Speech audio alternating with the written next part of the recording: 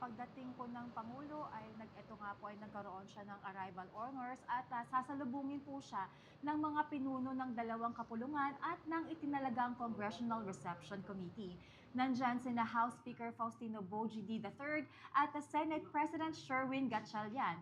Nandito rin po si Armed Forces of the Philippines Chief of Staff General Antonio Navarrete. Sa reception party dyan sa may rear entrance, kasama rin po sina Senator Kiko Pangilinan at sino pa ba yung nakita natin? Andyan pa po si Senator Juan Miguel Zubiri, si Majority Floor Leader Ferdinand Alexander Marcos, si Deputy Speaker David Suarez, si Deputy Speaker Maria Rachel Arenas, at iba pa pong mga officials and guests sa House of Representatives.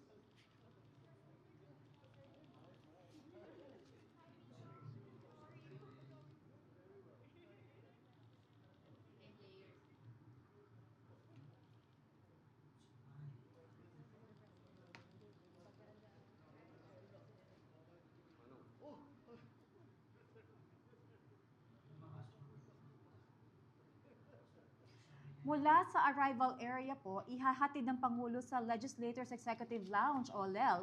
Dito karaniwang nagkakaroon ng courtesy meeting kasama ang mga pinuno ng Kongreso bago ang formal entry sa plenary hall.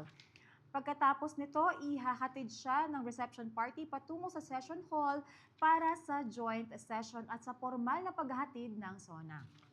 Dagdag ko lang, Gab,